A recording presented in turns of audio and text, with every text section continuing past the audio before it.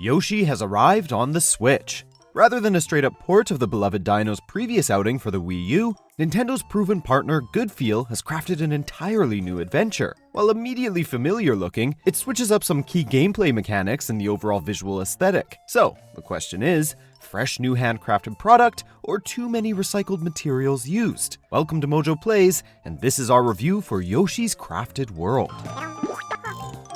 Before we begin, we publish new content all week long, so be sure to subscribe and ring the bell to get notified about our latest videos. If you're already familiar with the Yoshi series or any of Nintendo's platformers, you would be right to assume that the plot here is going to be paper thin. At the root of the shenanigans are Baby Bowser and his advisor slash full-time babysitter, Kamek. Together, they try to steal the Sun Dream Stone, which can make your dreams come true. However, their attempt to take it from the Yoshis' loving care ultimately scatters its 5 gems, launching the Yoshis on a quest to regather the pieces before the little party pooper can get his claws on them. So yeah, we have seen a similar setup before in countless Nintendo offerings.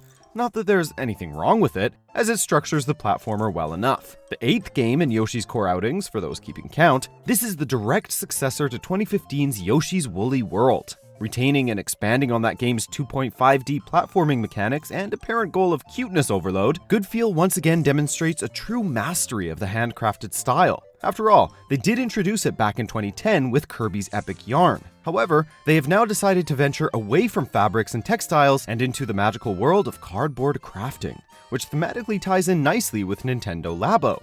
Yes, Labo does cameo here. So, what makes Crafted World stand out?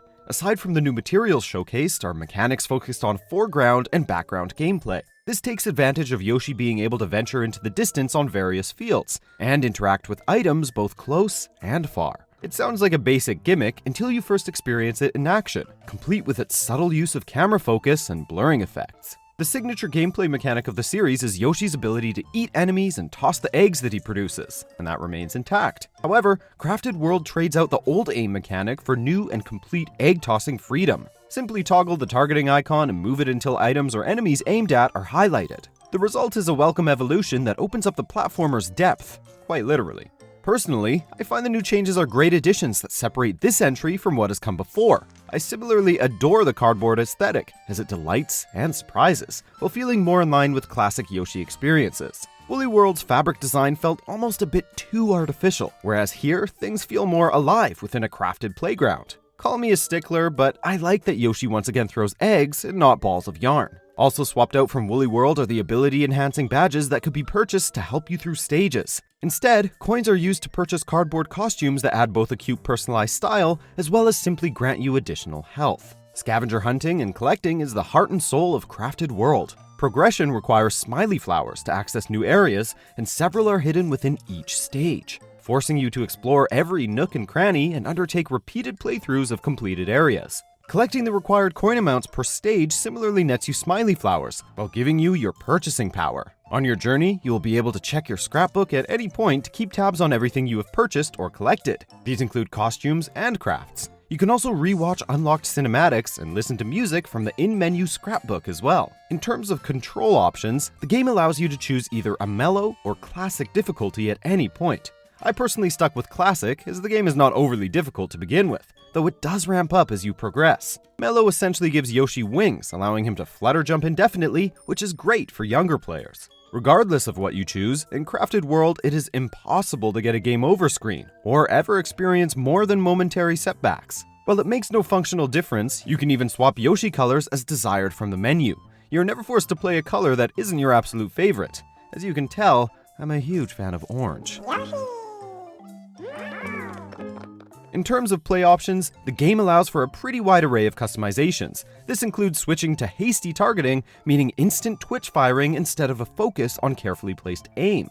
You similarly can select between 4 different preset button layouts. As for the controller configurations, you can use the 2 Joy-Cons through the grip attachment, or attached to the system, the Pro Controller, or a single Joy-Con. These options extend into the game's 2-player mode, where a friend can drop in and out whenever they like. Personally, I found the single Joy-Con experience worked extremely well and played much of the game that way. While a 2-player option is always welcome, I have to admit that I enjoyed the game far more when I was playing alone. Crafted World is a mellow and relaxing experience, from the pace to the soundtrack. and adding another friend into the mix caused me more frustration than anything else. It's just way too easy to swallow your companion or ride on each other's back unintentionally.